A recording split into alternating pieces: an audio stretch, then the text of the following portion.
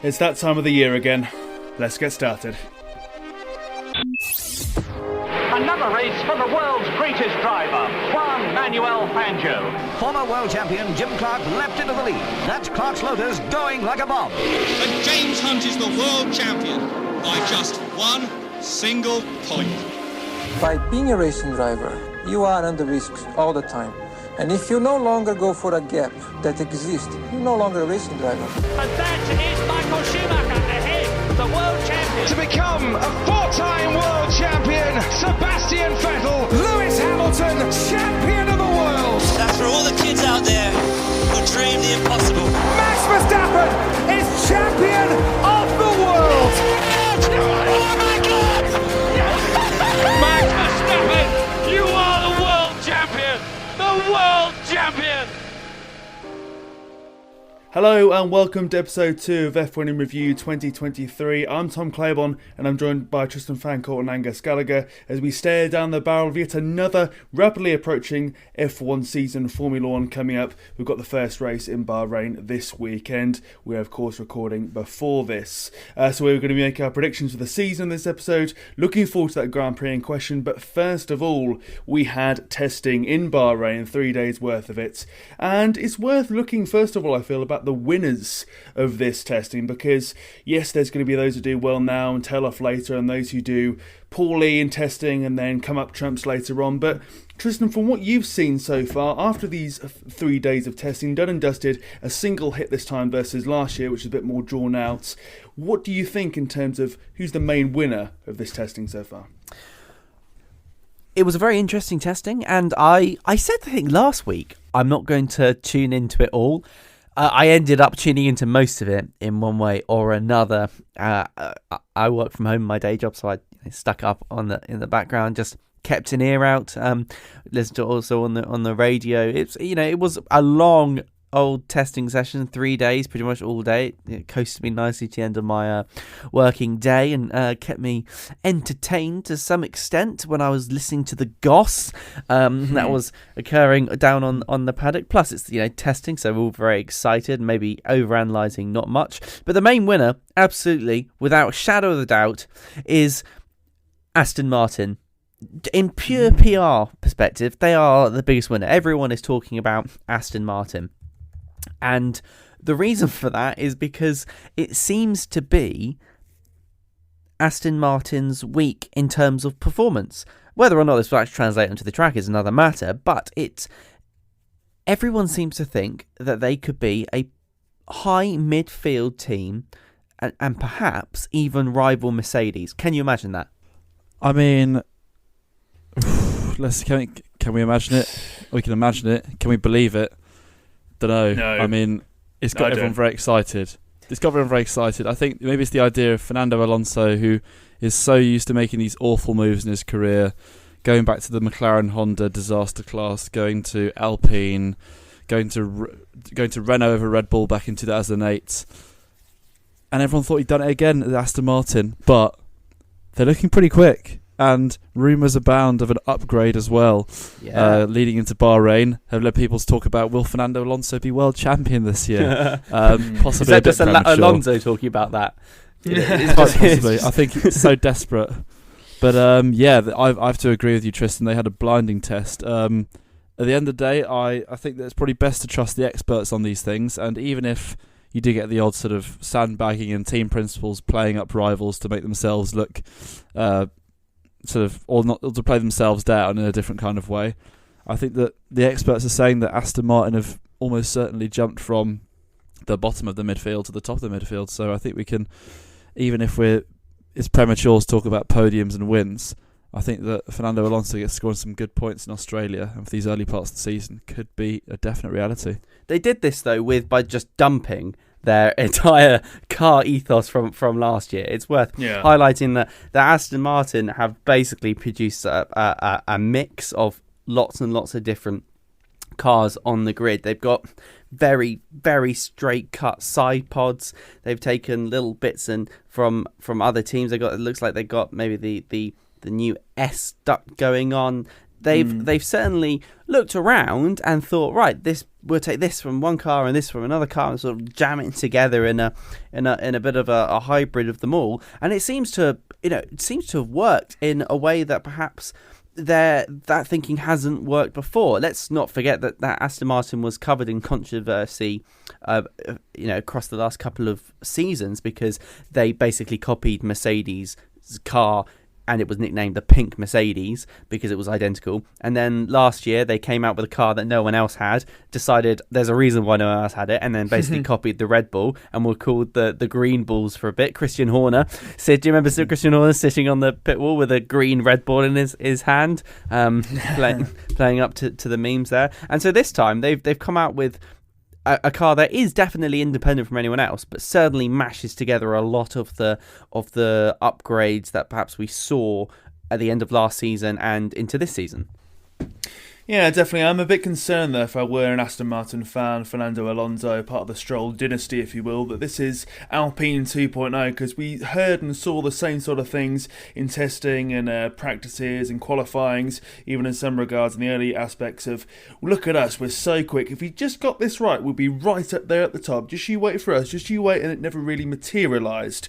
So when it comes to testing, I think you want to be going about your job quietly, consistently, surprising a few, but not making that much noise, because once you set that bar really high, particularly when you're Aston Martin, particularly when you're Fernando Alonso, particularly when you're somebody or a team who's not one of the big three, shall we say, all the eyes go on you, all the lights go on you, all the glasses go on you as such, microscopic glasses that is, and everyone looks at you, and that perhaps isn't what you need going into the first race. So on the flip side of that, if the bar's really low, though, and you're doing really well in testing, that's always a good thing. And I think a team that ticks that box is definitely Williams, because you think back to how poorly they did at testing previously, 2019, they were late there, famously, of course, but they've done pretty well, I think. They'd be my personal winner. They've got total laps of 439, the second highest, fastest lap, but was actually by Logan Sargent, being the 9th quickest. It's a low bar, but our thoughts on Williams, perhaps they're one of the bigger winners of this season's testing.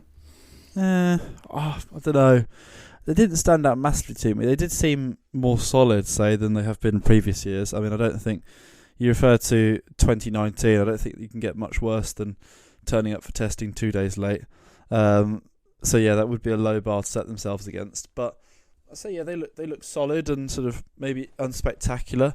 I think they've got, for them, it's not a priority, but they've got a rookie, Logan Sargent, who they of course want to bed in, and they want to make sure that he's getting the most out of the car early doors in that sort of period where he's not going to be at the top of his game, because he's still getting used to things and sort of working things out.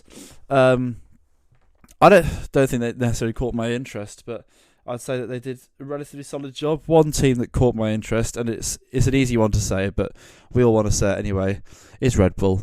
They look extremely fast. Is it a surprise? No, not really.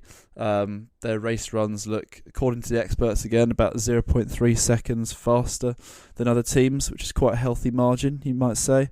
So they're once again looking like they might be the team to beat. Do you guys think that Ferrari and Mercedes will start the season close, or do you think that Red Bull already have that advantage? They might definitely be a winner. What do you guys think? I mean, Red Bull, absolutely. I mean, they are not... It was hard to say whether or not they were a winner, because it was just a continuation of dominance. I think this time they were in a league above winner. For me, they just, as you'd want every testing session to go, they kind of just had it. It was nice and easy. Max looked like he was in total control of the car, just cruising on round and getting the data that they needed from the team. Sergio Perez as well looked very relaxed. It's always nice when they're smiling. If I may just refer back to Tom's Williams comment for a second, I'm also in agreement with you, Angus. I didn't find Williams to be particularly spectacular. I mean, they have come from so far back off the pace that I don't think they were ever going to come out with a car that was going to be smack bang in the midfield. But they have made some inroads into their lap time. It looks like they are catching up with the back markers now, but that's I think indicative of where they are in their road back to the midfield is going to be a few more strides, perhaps. But that's not to say that they can't do it by the end of the season. But to me, it looked like that they were just making another incremental step forward. It would be very interesting actually to see where they are by the end of the season. But I can see them being, unfortunately, in 10th place still. But at least they turned up to testing on time this time, as opposed to when they were late, I think about 4 years ago now, which was very, very unfortunate. But Red Bull, absolutely, I think they're going to be far and away the fastest of anyone this year. Max got the fastest lap this year. Last year, I think it was Sergio Perez who had the fastest lap during testing. So again, Red Bull then, Red Bull now. Absolutely fantastic for them. Whether or not Mercedes and Ferrari are going to be on the same pace is a really interesting question. My gut feeling is it's going to be Ferrari outpacing Mercedes, but what do you think, Tom? Do you think no side pods is still got the potential of performance that Mercedes has been telling us they have? Yeah, they've been telling us a lot of things, haven't they? But when they've been taking that out on track, it's not perhaps been as good as their sort of words were before testing, that is. I think we're looking once again at a fight between Red Bull and Ferrari. I thought Ferrari were very consistent in terms of their pace and their reliability as well. It was somewhat sort of stable. It was quite comfortable for them. There were no severe issues. It was quite boring, really, for Ferrari, which is alien, really, comparing that to how their racecraft was in the latter stages, at least the middle stages and the start of last season. But then flip that on the head with Mercedes, and it doesn't look great, does it, really? I mean, total laps, 398, that's 7 out of 10. They're always known for their reliability, not having issues, but seemingly not in this testing, at the very least. Fastest lap, they did go to Hamilton. That was second out of everybody. But it seems that this whole no side-pod construction configuration 2.0 isn't really pulling out all the stops, particularly when you see experts, commentators saying that they could fall back to P4, they could be P3. They're fighting now with the upper echelons of the midfield, which could be Aston Martin, for example, or maybe even Alpine, which has been a bit of an enigma in terms of that constructor, but less about them. But it seems really they're doing what they did last season, struggling with performance and fudging it, really. They're getting there to the top or near the top of the timesheets with Lewis Hamilton, as we saw there, but they're not too sure how they're doing that. They're still making a few mistakes. They're still, unsure about how good their car really is. And in my view, they haven't really improved or learnt that much from last season. Granted, this is only testing. We'll see far more when it comes to the racecraft, but I'm not getting a confident feel for Mercedes, which we were told they were going to be up there again. They'd fixed all the issues, porpoising side pods is the way to go. And looking at it from a PR optics perspective, at the very least, looking at the numbers as well, it looks like it could be another middling season for Mercedes, which we weren't really promised that, and I doubt the drivers have promised such either, really. Yeah, and can I just throw a curveball in for winners as well? I was thinking Felipe Drugovich may be counted as one of the biggest winners from testing, because if you haven't been following the story at Aston Martin, the second driver was not supposed to be Felipe Drugovich, but none other than the owner's son, Lance Stroll, the owner of Aston Martin, being Lawrence Stroll. And Lance unfortunately had it looks like really nasty bike accident. The rumour is he's broken both his wrists, which would be incredibly unlucky, but it has allowed Felipe Drugovich to drive the Aston Martin, and 12th fastest on day 3. I think that's a pretty solid drive from someone who has not driven that car and participated in Formula 1. I would say that if you wanted to make a bit of an impression, that's kind of how you do it, right? Yeah, same with Logan Sargent as well, actually, beating Alex Albon, not to bang the Williams drum again, but the rookies are doing very well in testing, and granted it is only testing and you want to see more on the track, so to speak, come this weekend, but a good start, better than I thought from both of them, really. I think Drugovich could go on to race in this race and, have a few heads turning, really. What about you, Angus? Yeah, it's I have to admit, it was news to me that he'd broken both his wrists, Lance Stroll, if that is proven to be true. But you're right, that is incredibly unfortunate. And I feel bad saying that Felipe Drugovich is a winner, but it is what's the phrase? That Schadenfreude when you benefit from others' misfortune. I think that's, or is that laugh at others' misfortune? Anyway, the point being that Filipe Drugovich, you're right. I feel bad in saying it, but he has benefited from someone else's misfortune in getting another test run in the Aston Martin car. And I think at the end of the day, Drugovich is no slouch. He did win the F2 championship last season, admittedly in like his third or fourth season, but he still won the thing. So I think that should Lance Stroll be ruled out for a race or two, or for however long, could be an able deputy, Mr. Drugovich, and it'd be interesting to see how he gets on, if he gets on, if you know what I mean. But yeah, he could arguably very soon be seen as a winner in a funny sort of way. Absolutely, and I think if you are interested in some of the technical details that have been flagged by the F1 testing, there are some fantastic videos produced by the F1 TV team on YouTube, and they go into and they point out some of the developments this year, and there are some really interesting ones as well. Ferrari, for example, have benefited greatly from Mercedes' innovation with with some bodywork last year, which Mercedes actually ended up not arguing was with the FIA about its legality, and so dropped it off their car. It's actually a wire on the car but Ferrari had looked at that and said, actually, you know what, we're going to argue that it is legal, and have put it on their car, and so they benefited from some of these points from last year. And also there have been new little winglets on the front wing as well. Haas, for example, have developed that through their wind tunnel time, so they've been a pretty big winner. And there are so many little details that we don't have time to talk about this week. But certainly, if you're interested in some of the technical side, I would implore you to head over and watch some of the fantastic YouTube videos by the F1 TV team who are actually there in Bahrain. Sam, especially from the F1 TV lineup, explains it in great detail, and also in a way that's really accessible to anyone. So would highly recommend that. So perhaps we can all be winners by participating in that free content that's also out on YouTube.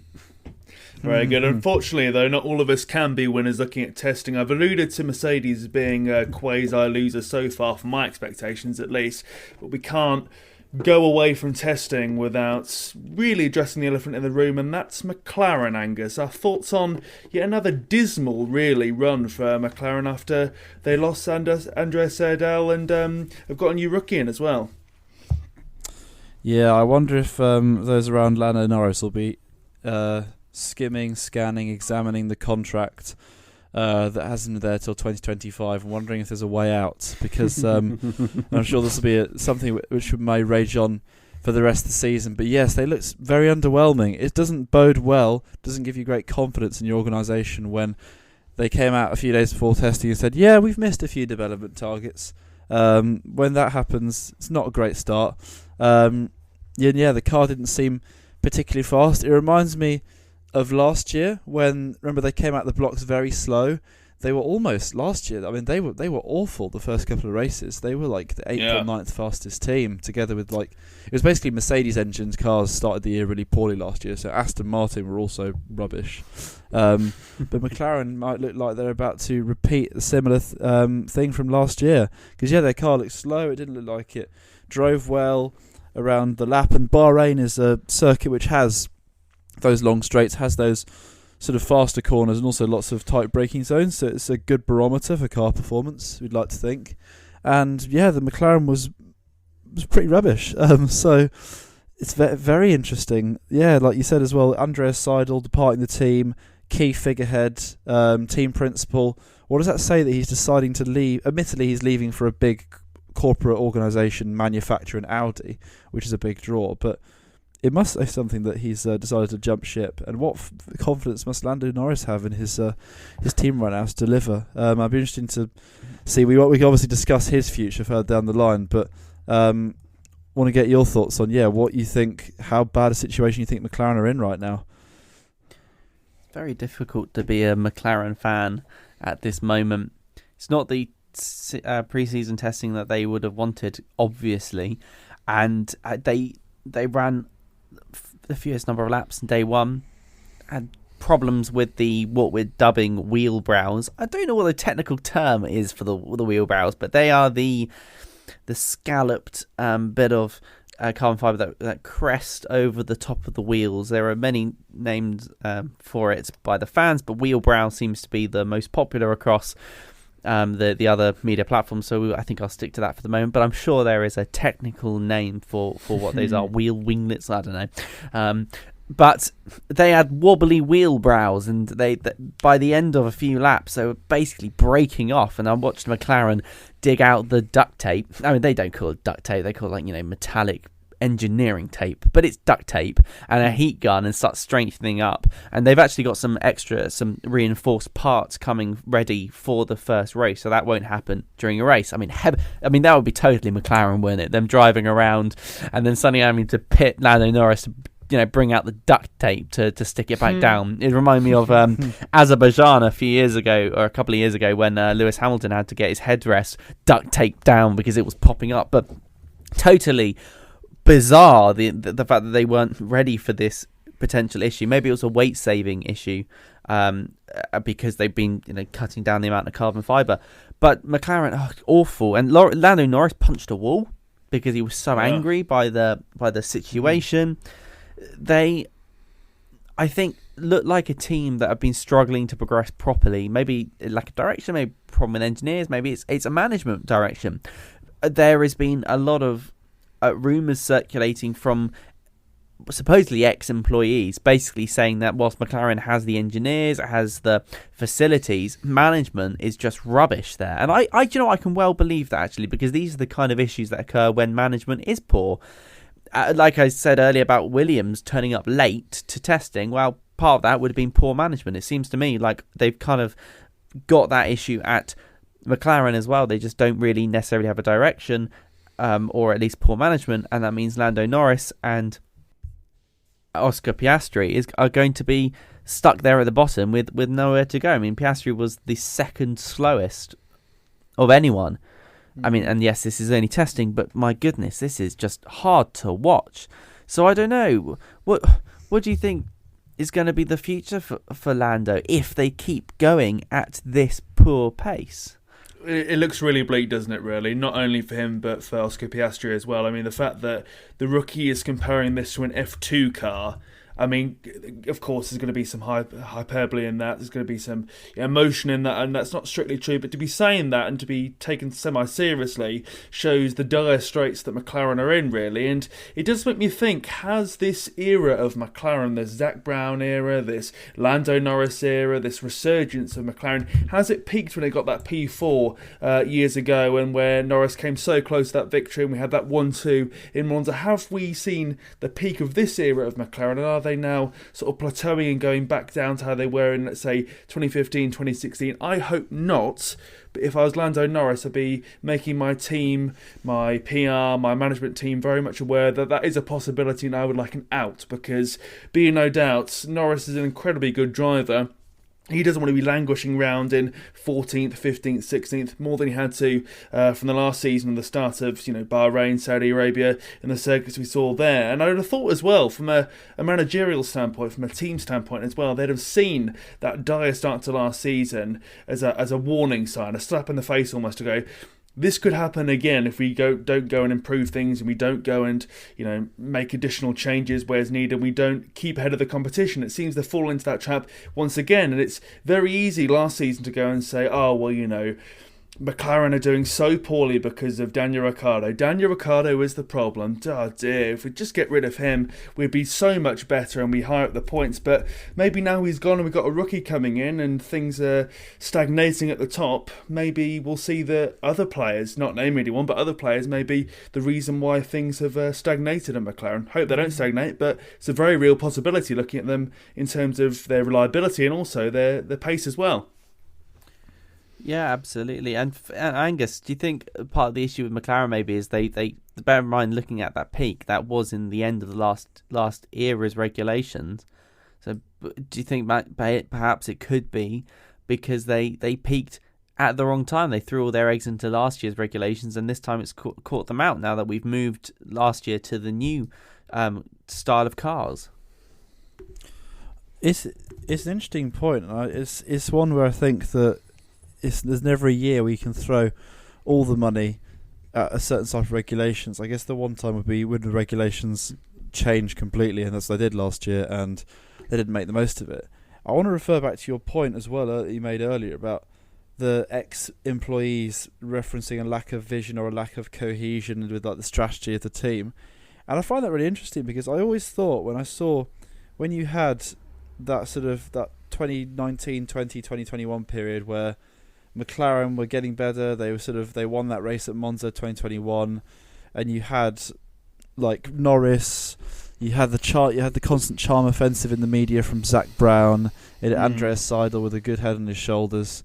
And I used to think, damn, McLaren are a well-run team. They've got some good leadership. They've got people who are passionate and who are charismatic in leadership. They've got a star of the future. And then they went and got Daniel Ricciardo, and you thought, wow, they are like motoring, and they will be sorted if they. And then we thought, well, if they get the 2022 regulations right, then they could be world champions. Who knows? It could be an amazing transformation. And it's interesting that I always thought that because I literally did think, oh, they got their heads screwed on. They're like, they know what they're doing. They're sort of got clear vision, clear strategy. They're all on the same page. And now, 2 years later, that's completely the opposite. And yeah, it does seem now like it's really easy to see things in hindsight, but it does seem now that they're lacking strategy and lacking vision. And yeah, it's not something I necessarily saw it coming, but it's interesting to see their downfall. But one thing we do have to remember is it is just testing. So we are making all these pontifications, all these ponderances on 3 days of running, but until they turn a wheel in practice, the main one is until they turn a wheel in qualifying on that Saturday afternoon. That's when they turn the engines up, go through it in qualifying. That's when we'll see the current true pecking order. So really looking forward to seeing that. So whilst McLaren for you were our biggest losers, for me, and Tom, maybe you'd like to feed into this a little bit. For me, it was Williams were one of the biggest losers, and really, this is my analysis of the situation for them. They were 2.3 seconds faster than last year, which is, really good. It sounds really fantastic. But Red Bull 1.4 seconds faster than last year, and Williams were miles behind Red Bull. And so it feels like there's a bit of a fight at the bottom a little bit. And this is, I think we were expecting Williams to come out with a little bit more, given that they have such an advantage in terms of the amount of wind tunnel time that they get. We're talking about nearly 50% more than Red Bull. And they just can't make it work at the moment. The car seemed to be all right. They were all suffering with a bit of understeer. So that's when you turn the car and the car just keeps wanting to go in a straight line. And clearly there was, trying things with setups, trying to get more downforce, maybe a little bit less downforce, changing the rear differential, more lock, less lock, that sort of stuff, try and counter it. But it seemed like to me that whilst it was all right, it wasn't going anywhere. And to me, with the amount of investment that Dorilton Capital, who bought the Williams name, are pumping into it, with the fact that we've now got James, who worked for Mercedes as their chief strategist, as their team principal. I was just hoping for a little bit more. Well, I know James won't really help very much because this was all going on in the background before he joined there, but I was just expecting everything to come out a bit faster, just to catch up. That's all I wanted, a little bit more of a catch up. But it seems to me that it didn't look like a car that had particularly innovated with the opportunities in the wind tunnel and the amount of money they've been getting from investment and pushed forward. The most innovative, I think, thing on the Williams car is the integration of the Duracell battery on the air intake, which looks really funny, but I quite dig it. Interesting, yeah. I think it's fair to say that Williams haven't pulled up any trees, but I do stand by the fact that they have made gains on other teams that seem to have plateaued further. For example, I think of AlphaTauri. I think they've been on a bit of a slide for a number of years now, and I thought, well, maybe they're going to go and readdress things with Nick de Vries coming in when it came to testing, and it's a blip last season. But I think that they're sliding more backwards from their higher point, while Williams, it seems, are making small gains, but going in the right direction. So I think it'd be harsh to describe them as the biggest loser as such in testing. I'd put that more at sort of AlphaTauri's door personally, but that may be me trying to save some face on my earlier suggestion that they were the winners, Williams that is. But our thoughts here on AlphaTauri, do you think that they're sliding backwards? Do you concur with what I say, or maybe not? Hard to tell, I think. One thing that isn't hard to tell is that I was having a look at their car design earlier, and I think it's a bit rubbish. It's a bit awful. I know we did liveries last week, but that's just something that came to mind. I had to say it. But anyway, the more relevant point. I don't know. It's a bit of a conundrum, AlphaTauri, because we're still waiting to see how the effect of them hiring Nick de Vries, how that impacts them. Because I've read stories about how Nick de Vries is a very hard worker. He's he's got a very high attention to detail in terms of his workload and work ethic. And he basically went in and told AlphaTauri, your car's rubbish, your design's rubbish, we should do this instead. And they have been willing to listen to him and be receptive, because at the end of the day, they spent the whole of last year trying things, wondering what was going on, and they end up in 9th in the Constructors' Championship. And for a team where there have also been rumours going around that Red Bull are seeing them as more of a liability and maybe open to selling the team or relocate them to the UK instead of having them out in Italy. It's a year where AlphaTauri, you think, have to step up their game, and Nick de Vries, it looks like, could be playing a big part in this. It speaks volumes that a rookie seems to be already having that much of a say, that much of a sway in sort of decision making in the car. And they posted some promising times from both Tsunoda and de Vries across the entirety of the test. Whether that remains to be, whether that materialises in actual strong performance, it's difficult to tell. But yeah, I'm going to be really annoying here. I'm going to sit on the fence and say I don't know where they'll actually where they'll end up. But I think perhaps the main thing is that there are other teams which strike out more in terms of having had a beneficial or profitable test. So I'm thinking ones like Haas looked pretty decent. Aston Martin we've spoken about. Alpine, not set the world on fire, but are quietly confident about their chances. Even someone like Alfa Romeo looking pretty decent. So AlphaTauri may have got better, yes, but possibly other teams have got more better, if that makes sense. But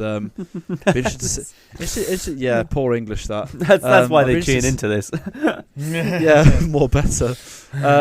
Yeah, I'd be interested to get your guys' thoughts, because for me, I'm not sure. But then, like I said, sitting on the fence a bit. But what do you guys think? I think AlphaTauri went for an absolute glory run on the last day. And what do I mean by that? I mean they literally drained the tank out of fuel, chucked on a fast tyres, and basically went for it. See how fast they get round. Actually, they used the C4 tyre.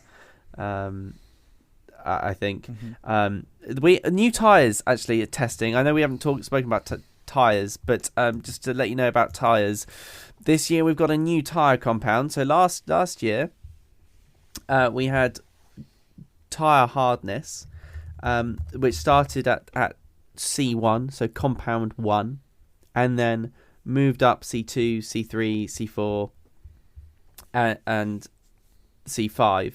And this time they said, do you know what? There's too much a difference between the hardest compound C1 and the second hardest compound C2.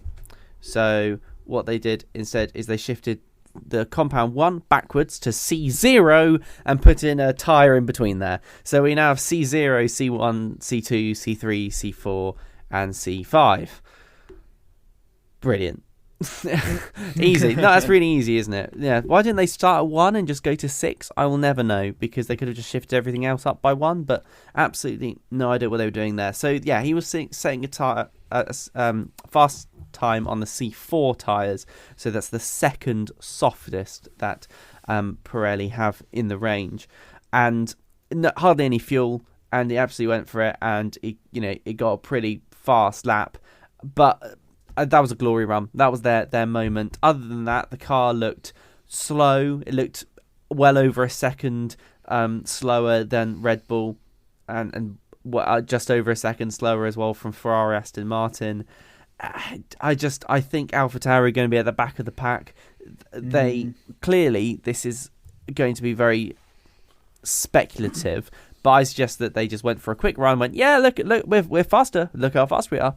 And when we actually come to see how fast they actually are during qualifying next Saturday, and even maybe in free practice as well, they're going to be way off the pace.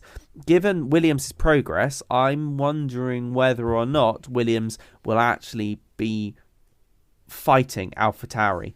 There could be a race to see who can scramble for 17th, 18th position between Williams and AlphaTauri. Absolutely, and I think that's what I was alluding to when I said they had a good testing versus AlphaTauri. And without getting too existential about it, I'm not too sure what the purpose of AlphaTauri is anymore, because they've got a blend now of a driver who's not been in Formula One previously until his latter stages, sort of his late 20s. You've got a young driver who's never going to get into the Red Bull team. Nick de Vries isn't going to get a chance with the Red Bull Works team either. I'm not really too sure why they're there, aside from making up the numbers, really. And looking at the testing, looking at last season, looking at where they were last season and their optics for this one, they're going to be fighting for the wooden spoon again, aren't they, surely? So you think, well, what is the point of them actually being a works team for Red Bull if they're giving them next to no sort of benefit or improvement aside from a cost strain, really? But I'd love to be proved wrong. To make Red Bull look better. And they're to sell clothes too.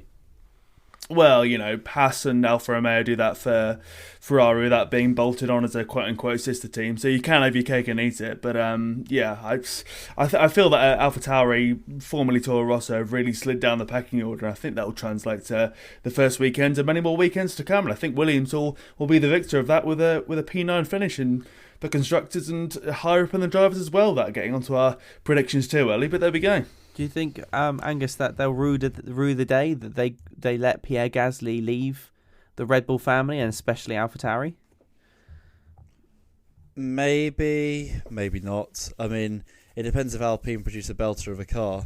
I think that Gasly had to leave for his own self-worth to prove that he can sort of flee the nest and do it outside the Red Bull house, shall we say.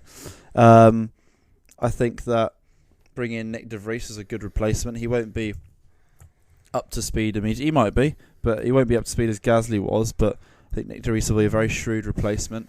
I think that, it's Tom basically saying, what's the point of AlphaTauri? But I sort of agree in that they are sort of becoming more a bit more of a dead team, because they are sort of they're not really there to win. They're there to make up the numbers. They are also their one purpose, which was to serve to Red Bull, is not really happening anymore because Gasly's gone. Tsunoda's not getting in the main team. They've chosen a driver from outside the Red Bull stable to be their second driver in Sergio Perez.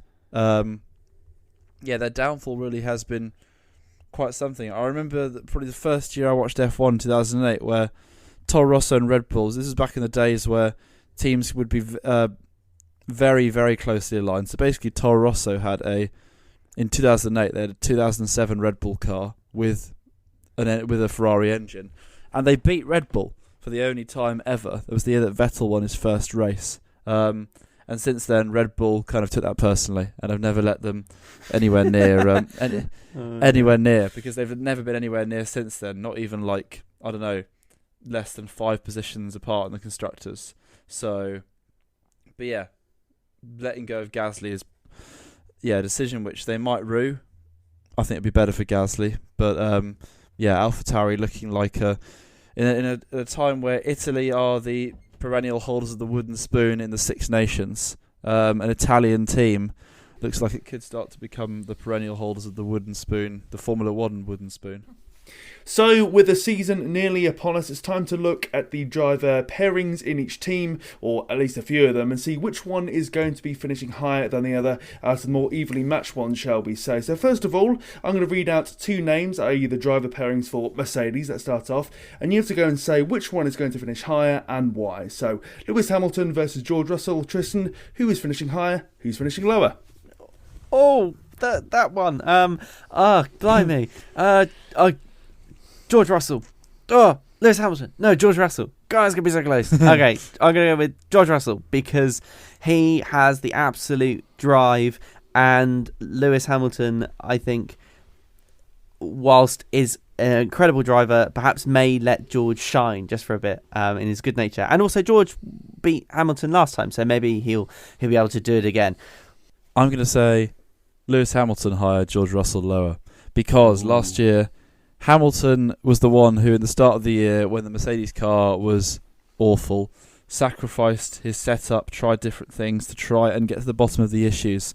When they got to the bottom of the issues a bit more, Hamilton was the one who started to pick up the pace and consecutively beat Russell in qualifying and races. He may be 38, but he's like Alonso. He's like a fine wine. He's getting better with age. And I think this is the year where he wrestles that stamp of authority back in the Mercedes team. One of us will be right, Angus. Yeah, absolutely. 50-50. Just out of interest, though, which one of those drivers won a race last season? Exactly. George Russell. There we go. Exactly. Well. I think that Mr. Russell in the ascendancy, and Hamilton is still very much up there, like Alonso is, and is one of the best drivers of all time. But with Mercedes looking, say, neither here nor there, and Russell having a good ability to go and wrangle the best out of a poor car with Williams and Mercedes in seasons gone by, I think, Russell will be the man to nick it from Hamilton, but nick it more than I suppose, really twist the knife in like he did last season.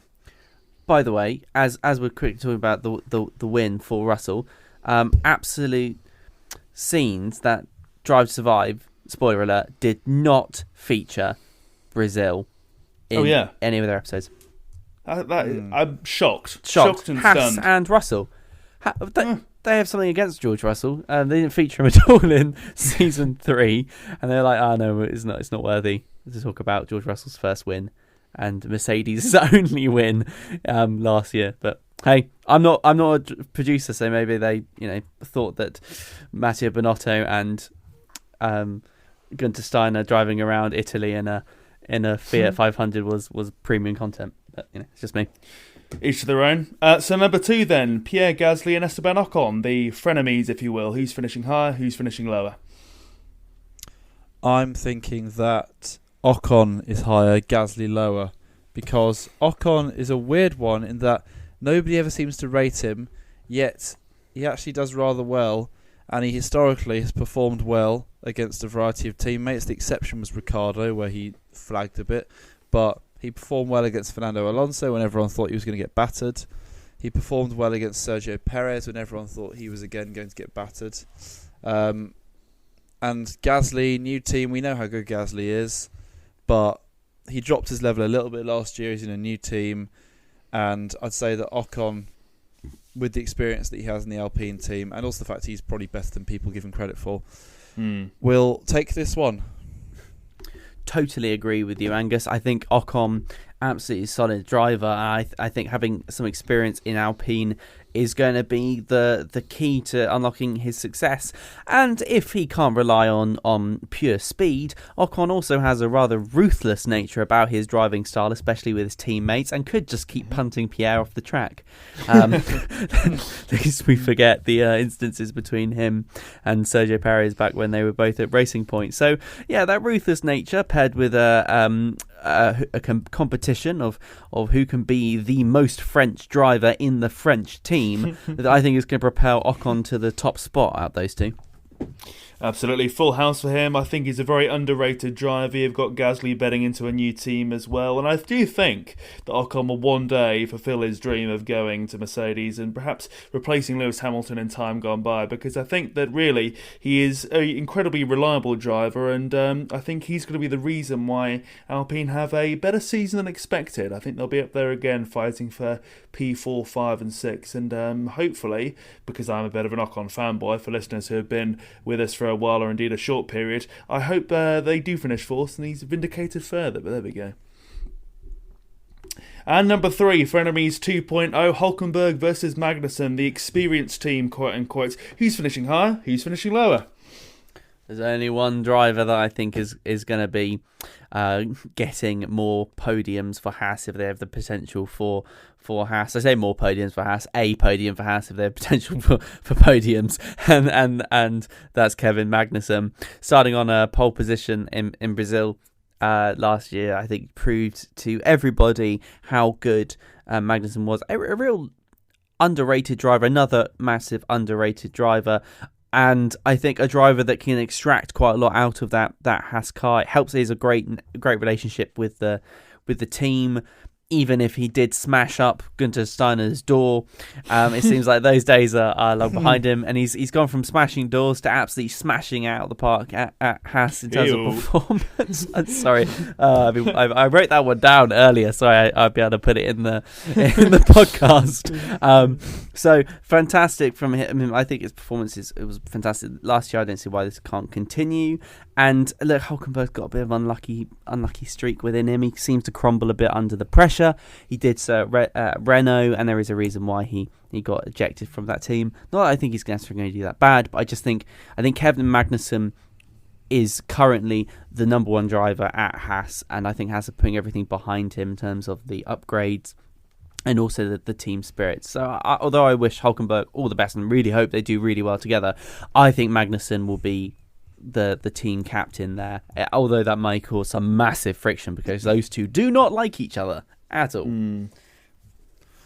I didn't write this one down in preparation, but I think it has to be Kevin Magnussen who's going to finish simply because I mean the guy got a pole position in a Haas last year, for goodness sake. He's clearly in a team environment, in a sort of a group of people where he feels incredibly comfortable, and therefore I'm backing him all the way against Nico Hulkenberg. Hulkenberg's had he hasn't been in F1 full time since 2019. That's a long time. He's been in and around it for sure, but he's only completed 2 races in the last 3 years. So he's been out of it. He's not been in amongst it as much as someone like Magnussen for obvious reasons because he's not been driving, and I don't see any way in which he beats Magnussen. Also, he's 35 now and he's a bit older, so who's to say he will beat his actual best that he used to be? It is interesting, and I've not written this one down, but I think Kevin Magnussen is going to beat Hulkenberg because I think the force is with him when it comes to Formula 1, Haas, everything to do with the sport, really. I think that Hulkenberg is going to be playing catch-up this season. I'd be very surprised if he comes anywhere near him, really. I think we're going to see a bit of a repetition like we did last season with Magnussen storming ahead and then his teammates sort of trying desperately to keep up but failing, and I think that will perhaps vindicate the performances by one Mick Schumacher, who will be in and around the paddock come this season of Formula 1 with Mercedes this time and going, hey, all this talk of me being too expensive, not reliable enough, not there, not ready, look at me now, because I think that Hulkenberg really wasn't the best choice. There's talk of all the experience this partnership will bring, but as we say, there's a reason why Hulkenberg was dumped from Formula 1, was only a reserve driver for many a year, but credit to him for coming back and getting himself a full-time job again in the sport, really, because very rarely done, especially from someone who's, with respect, not won a race, let alone a world championship. So credit to you, but I think, once again, a full house of Mr. Magnussen, and I think I'd be very surprised if that doesn't happen as well on the track for him. And last but not least, round 4, we've got our old friends of Yuki Tsunoda and Nick de Vries, who we recently spoke about. Who's finishing higher and who's finishing lower? I think it's de Vries, to be honest with you. Even though he's the rookie, I think that he has racing pedigree in other categories, Formula E and Formula 2. What he produced on his debut last year in a Williams, yes, caveat is the grid was jumbled up and he kind of started near the points anyway, but he came in, he dispatched off Nicholas Latifi, even though he had driven the car for the first time a mere 28 hours earlier. And for me, we forget he's 28 years old, so he's not exactly a rookie. He's probably one of the most experienced rookies we've had in Formula 1 for a long, long time. So yeah, I think for me, de Vries has this in the bag, to be honest, because Tsunoda has not proven really that he is up to the mark in F1 as much in the last couple of years. So for me, it's clear and obvious. De Vries will finish higher. I don't think it is as clear and obvious to me. And what's weird about what you were saying then was if you really throw your minds back to when Yuki debuted, do you remember having the exact same discussion about how Yuki was going to be this up-and-coming incredible driver with immense speed? And it kind of just didn't occur. Instead, it turned into a bit of a meme, either Nicholas Latifi in Williams last year and the year before, or Yuki Tsunoda bringing out the safety cars. Nothing like a boring race and having one of those two do something interesting to mix up for us a little bit. I do think, actually, Yuki's going to be a bit faster, whilst he certainly has some issues on track. Perhaps he pushes it far too quickly. I think he actually does have some excellent speed within his ability, and I believe in him to produce that. His consistency is going to be the question, and I think a bit like how Max went from being quite young in the sport and immature, having that development over time.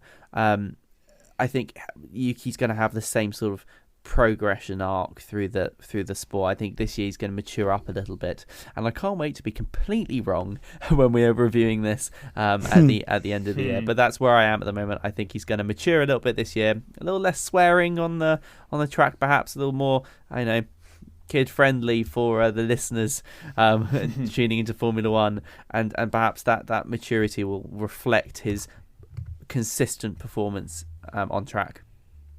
Yeah, tricky one this. Closer than I think probably a lot of these that we've mentioned. I think you've got one case for Tsunoda saying he's young, upcoming, he's got a lot of quality to show us, but then you go, well, he didn't really show that last year and he was inconsistent at best in his debut season. Then you look at Nick de Vries and go, well, look at the many years he's had in Formula One. He's easily going to smoke this kid. But you think, well, is he that good if he's not been in a Formula One works team so far with a proper seat like many have had before with less talent?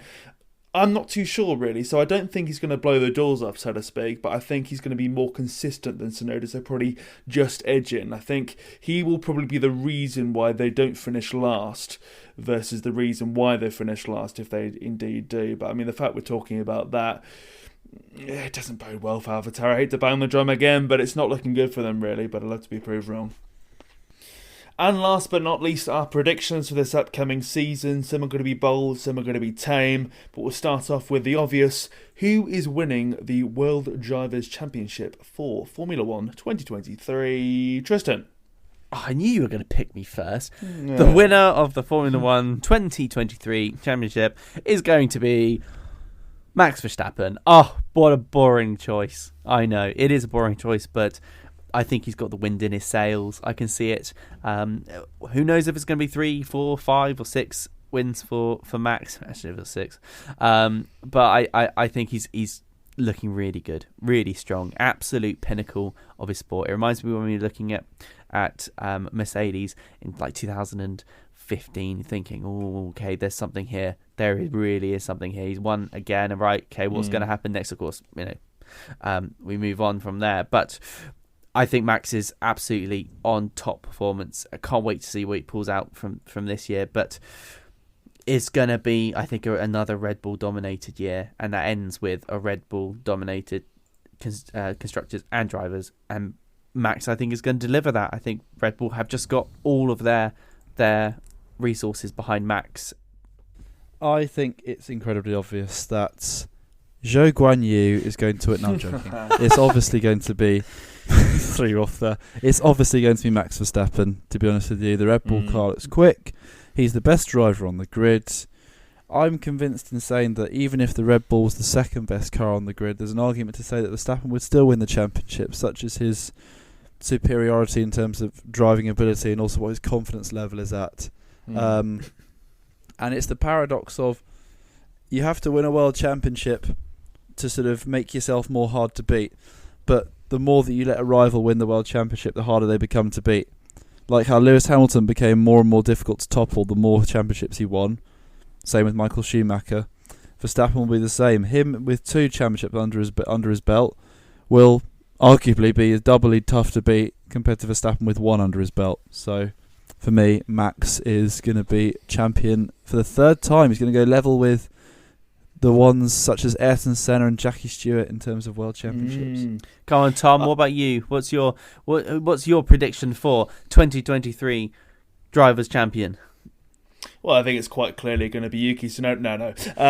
Verstappen as well. I can't see anyone beating him. I think all the stars are aligning in terms of quality, in terms of car, in terms of, I suppose, rivals tripping over themselves as well. I think it's going to be another Verstappen-dominated year. So, I think that was done and dusted. But what about constructors? Do we feel it could be a bit tighter there? Could another team topple Red Bull? Or is it going to be a double win, if you will, a double for Red Bull yet again? No, I'm going to keep that short. Red Bull, just going to be Red Bull, isn't it? Okay. Angus? Agreed. If the world champion driver is going to be from Red Bull, it's likely the second driver will have enough in the tank to keep up their Constructors' Championship streak and, well, keep it up, extend it to 2. Well, you fools, because it's going to be Ferrari. Ooh. It's going to be Ferrari. Here we go. Ferrari have got their worst enemies within their own team. I think at one point, though, with Big Fred coming in, there's going to be a mental cleaning out of the house, a strategic cleaning out of the house. And I do think they've got, when it comes to driver pairings, arguably the most consistent top-level driver pairings at the two still. I do think that both are capable of being world champions, not this season, but moving forwards. And I think that they've looked very consistent in testing, gone about their business very quietly, very professionally. And I think you knock on the door so many times, eventually someone's going to come in and open up for you. So I think they're going to do it, but it's going to be very close. Yeah, and whilst I agree, Perez proved himself to be a almost an equal match for Leclerc, and at one point overtook Leclerc in terms of the driver standings last year. So I personally think that Perez is a pairing with Max, and as a package, it's going to be better than Ferrari can produce. But I can't wait to find out. I hope I'm wrong for the sake of the interestingness of this upcoming season. Absolutely, and I hope you're wrong as well for the sake of my pride. But last but not least then, our bold prediction to give to our listeners before we wrap up. Let's start with Angus first. You may remember last year that I predicted a certain Aston Martin German world champion to win a race, and that went badly wrong because he never got anywhere near it. However, that's not put me off, and my prediction is arguably less bold. Yeah, I know. Arguably less bold, knowing what we know about Aston Martin, but it still is bold, to be fair. So I'm going to say that Fernando Alonso will stand on the top step of the podium at a race this year. I knew you were going to say that will happen. I think Alonso will win a race in 20. He's got 23 different chances to. And who knows, he could take advantage of some of the early season chaos and stand on the top step of the podium. But I think he will at some point in 2023 win a race for Aston Martin. Tom, what about you? What do you think? A bold prediction from you? I think that Alfa Romeo are going to finish 4th. That is bold. Wow. I mean, they have been labelled as the midfield underdogs and dark horses. Yeah. Dark horse, a very capable pairing. All right, Angus. I think they've got a lot of quality in their experience, youth and money as well. New team principal. I think they're going to surprise a few, namely 6 other teams below them. You certainly surprised Angus. No. Nearly broken. My bold prediction is Williams is going to come 7th. Ooh.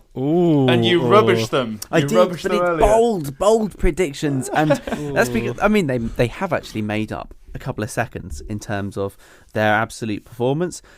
In testing, I think maybe they could be the ultimate sandbaggers.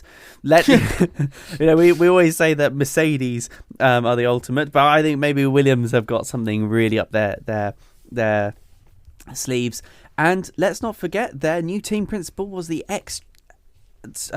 head of strategy at Mercedes. That's not something to discount.